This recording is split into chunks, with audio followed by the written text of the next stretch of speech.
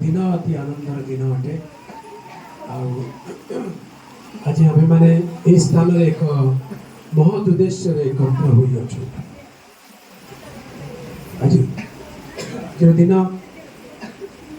दुईटी परिवार और से माने अनेक दिन अपेक्षा करिसेंती प्रार्थना करिसेंती जड़े पुओं को एवं जड़े झील को आज दिन में प्रभु एक परिवार बा एक करने को जाऊँगी यह अति आनंदर दिन अटे। प्रभुकर पवित्र नामर गौरव हो। प्रिय प्रभु को लोक माने आज पर्यंत आम मध्य उपस्थित पुओ अभय आ झी अनुपमा से परिचय भिन्न थिला, किंतु आज से परिचय बदलवाक जाऊँगी। प्रत्येक पुअर और प्रत्येक झीर जीवन में विवाह गोटे बहुत गुरुत्वपूर्ण विषय अटे। मनुष्य जीवन में विवाह परमेश्वर को निरूपित एक विधान अटे। सृष्टिर आरंभ में परमेश्वर स्वयं पुरुष विषय कहले मनुष्य एकाकी थिबा भल नुहे, आम्भे ताहा निमंते अनुरूप सहकारिणी निर्माण करिबा। और परमेश्वर मनुष्य को घोर निद्राग्रस्त कराइले और पंजर खंडे अस्थि नहीं निमंते नारी को सृष्टि कले। लिखा अच्छी आदम निद्रा जागृत हुए से जितेबाला नारी को देखिले से कहले एथर हेला।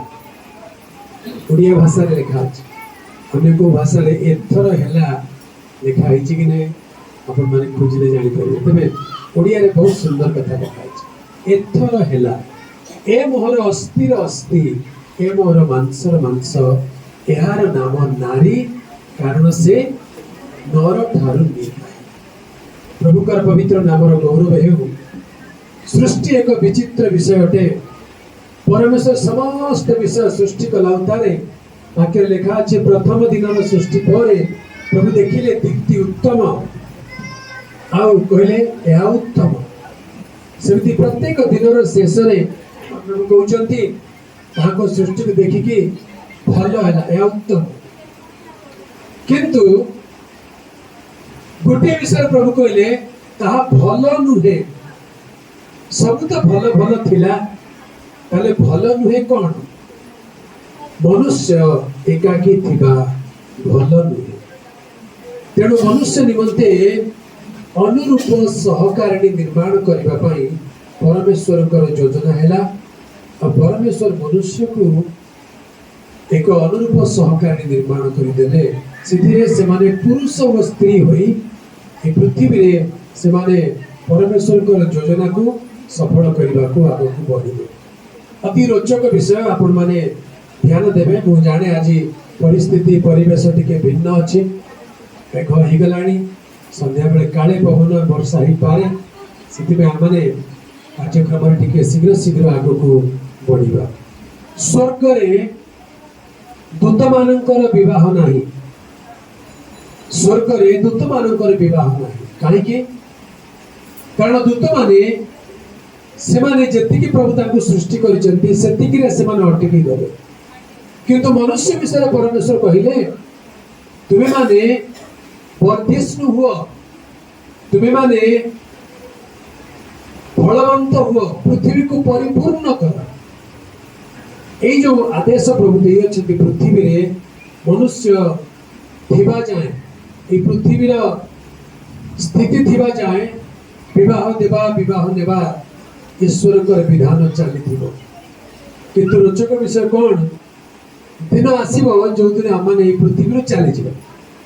पृथ्वी चलीगला आउ विवाह नहीं। पृथ्वी चलीगला आउ विवाह नहीं, अर्थात आउ शारीरिक विवाह नहीं। से मनुष्य स्वर्गीय मनुष्य परिणत हो मनुष्य निजर वंश वृद्धि करने आवश्यक नहीं। तेणु अन्य मनुष्य सहित विवाह आवश्यकता नहीं। साधुकी माने जीशु को पचारे जदि पुनरुत्थान अच्छी जी बाहा पुनरुत्थान जिते हम से आउथरे स्वामी स्त्री की रहिबे कि बड़ रोचक प्रश्न थिला। प्रभु कहले ईश्वरक वाक्य और ईश्वरक शक्ति मध्य न जानिबा कोन तुम मानकर भ्रांतिर कारण नुहे। तेरे ईश्वरक वाक्य ईश्वरक शक्ति आमको जनाए पृथ्वी में बंची थिबा पर्यंत विवाह नेबा आवश्यक अटे, ईश्वरकर विधान अटे। तेरे विवाह नेबार विधान रे आज दिन में प्रभु तांकर संतान संतति मानकु अभय को अनुपमा को आज यही दिन में एक करने विवाह बंधन आबद्ध करने प्रभुकर योजना अच्छी।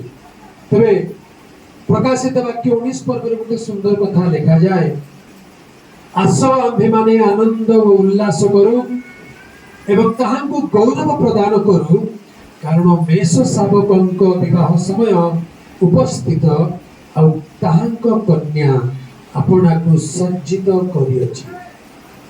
मेष शावक बोली कहले प्रभु जीशु ख्रीस्ट ताहांकर मध्य गोटे विवाहर विषय बाइबल में देखू। ताहांकर विवाह मंडली रूप कन्या को सहित हेब। तेणु मंडली रूप कन्या जी आपण आम मानू कन्या भाव में सज्जित हेबाकू हेब। आज आम सम्मुख में गोटे मॉडल भाव में जड़े बर आ जड़े कन्या अच्छु। आज मंडली उपस्थित जिते अच्छु ये विवाह में कहार कौन इंटरेस्ट नुहे कि पुओ घर को इंटरेस्ट बहुटे मिल, झी घर को इंटरेस्ट जोईटे मिल, पुओर बंधु मान को इंटरेस्ट चलो जीवा डीजे बाजिब नाचिबा, झीर सांग मान को इंटरेस्ट थी, गाँ लोक भोजी इंटरेस्ट थी, कहार कोठी रुचि थी। किंतु बर को पचारतु कन्या को पचार तुमर रुचि कोठी। बर कह मत आ कि दरकार नहीं कन्या दरकार, कन्या कह मत आ कि दरकार नहीं बर दरकार। तेरे कन्या जे आपण मु ख्रीष्टंकर आज आम मान निमंते ख्रीष्ट ही सबुरे सबु हेबा आवश्यक अटे। तेरे रोचक विषय प्रभु जीशु ख्रीष्टंकर आश्चर्य कर्म विषय लिखा जाए। कहवाई तो अनेक कथा अच्छी किंतु समय सापेक्ष बोली मु शीघ्र शीघ्र गोटे दुईटी कथा केवल स्मरण कराई आज विवाह को आशीर्वाद करने को चाहे। जोहन 2 पर्व गोटे कथा लिखा जाए, यही प्रकार गालीलीर काना रे आश्चर्य कर्म आरंभ करी अपना महिमा प्रकाश कले आउ ताहांक शिष्य माने ताहांक ठारे विश्वास कले। जीसु यही प्रकार गालीलीर काना रे आश्चर्य कर्म आरंभ करी एटा ताहांकर आश्चर्य कर्मर आरंभ थिला।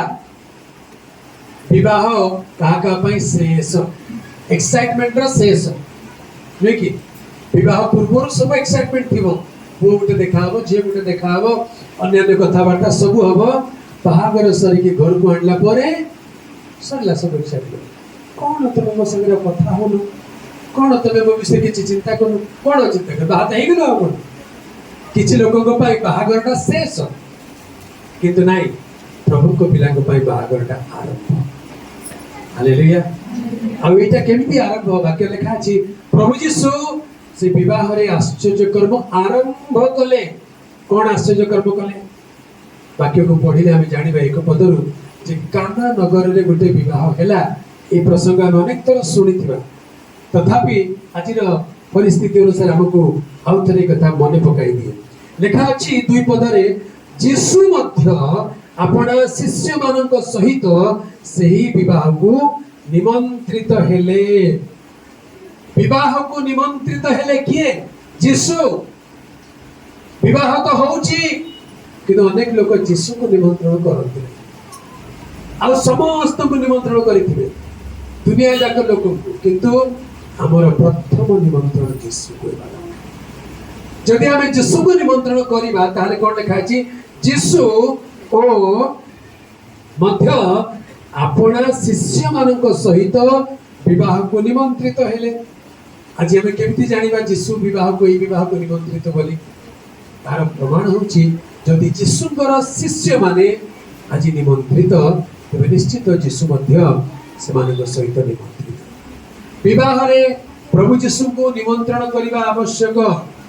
के भावती बाहागर जीशुकर कौन काम